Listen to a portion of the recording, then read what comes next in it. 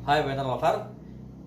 Sekarang saya mau mencoba aplikasi baru ya. Jadi mungkin saya mulai belajar buat uh, menempelkan beberapa gambar untuk memperjelas gitu. Karena ya saya lagi mengedit menggunakan HP karena komputer saya belum diperbaiki. Oke, kita ke topik berikutnya yaitu topik bertelur. Mungkin pada video sebelumnya sudah sempat saya bahas sedikit ya tentang metode jadi tentang proses bertelur ini. Cuman video ini akan saya coba lebih detail lagi.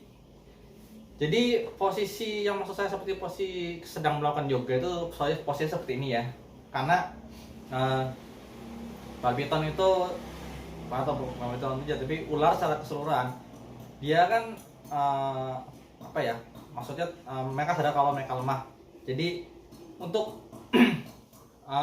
secara alaminya semua hewan itu nggak akan menunjukkan perutnya ke atas, karena itu perut itu bagian terempuk, terawan untuk dimangsa oleh predator gitu ya.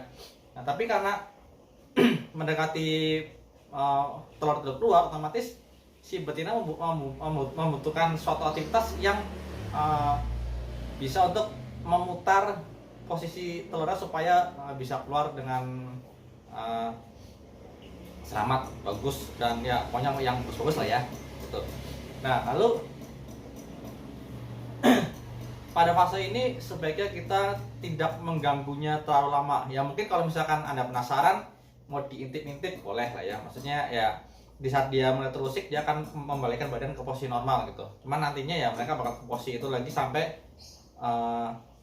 posisinya pas untuk proses pengeluaran telur gitu. Lalu setelah itu mungkin 1 atau 2 hari kemudian si betina akan mulai bertelur ya, seperti yang saya bilang pada video sebelumnya, yaitu bagian pangkal kloaka itu berada di dalam sedangkan kepalanya di luar. Nah pada posisi ini yang harus Anda lakukan yaitu diamkan dan bikin perkiraan kira-kira kapan akan diambil telurnya. Karena proses bertelur itu kurang lebih sekitar 6 jam, kadang bisa lebih lama karena tergantung ke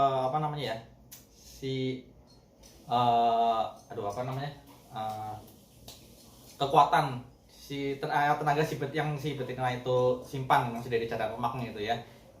Kalau cadangan lemaknya pas, dia nggak ada masalah dalam mengeluarkan telurnya gitu. Tapi kalau cadangan lemaknya terlalu mepet, otomatis telur terakhir biasanya bakal butuh waktu lebih lama, dan kalau masuk ke kurang malah akan ada kemungkinan eggbone.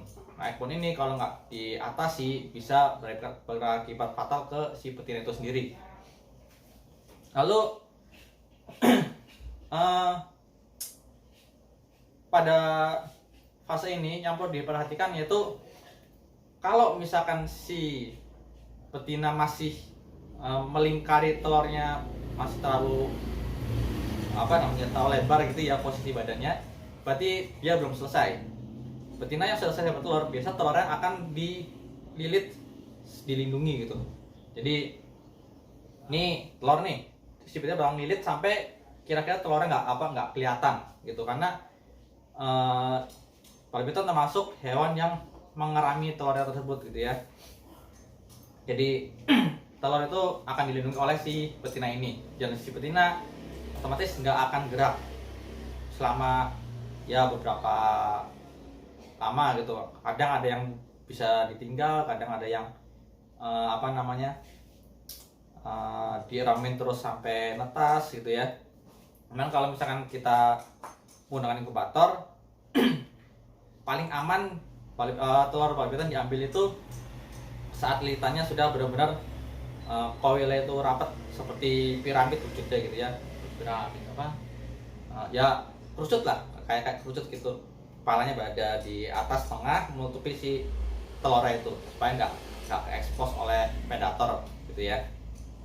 Nah lalu habis itu proses pengangkatan sendiri, saya nggak ada gambar waktu proses pengangkatan telur ya, karena itu termasuk apa ya, aktivitas yang bikin saya stres dan si betina itu juga stres ya, dan agak beresiko juga karena seperti saya bilang si betina itu instingnya akan apa namanya, melindungi telurnya. Otomatis kalau misalkan Anda langsung mendatangkan tangan mau mengambil si telur, mengambil si betina yang buat dipisahkan dari telur, ya otomatis dia akan melindungi diri dan otomatis akan menyerang gitu ya. Jadi nggak peduli Barbitron ada sejinak apa dulunya, namanya sudah naluri untuk melindungi telur, ya dia akan lebih defensif dari biasa.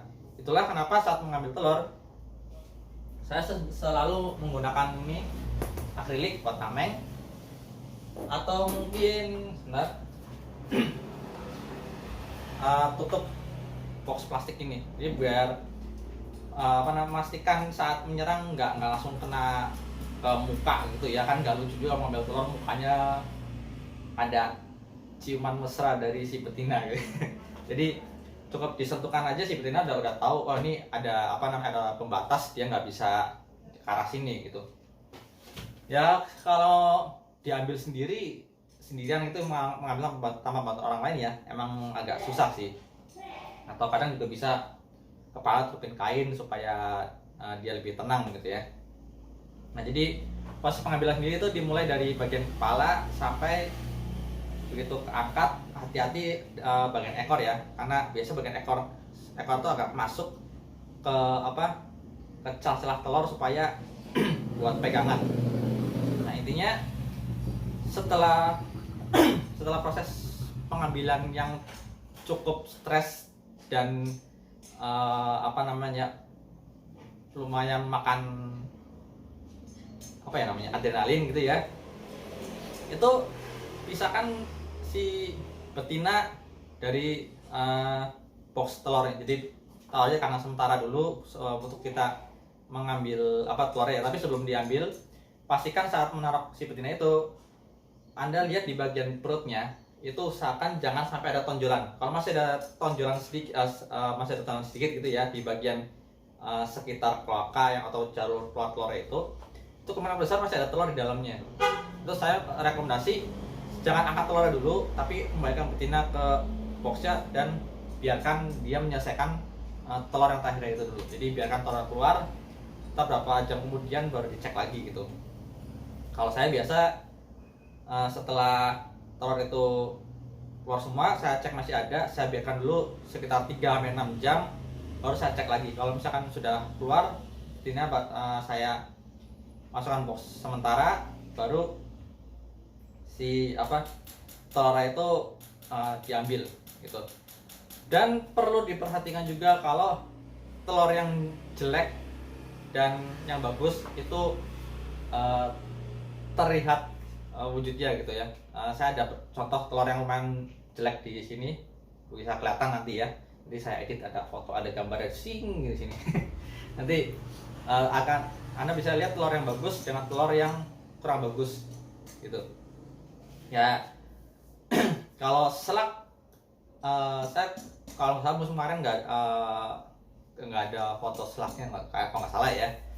Yang jelas yang selak tuh mungkin kalau ada berarti saya nggak terfoto gitu. Yang jelas sih telur yang bagus tuh biasa putih dan sedikit ada kayak bercak-bercaknya gitu. Putihnya putih pudar gitu ya, bukan putih bersih, putih pudar, ada kayak bercak-bercak basah gitu. Lalu kalau telur yang kurang baik antara selak, kalau selak tuh kuning, dan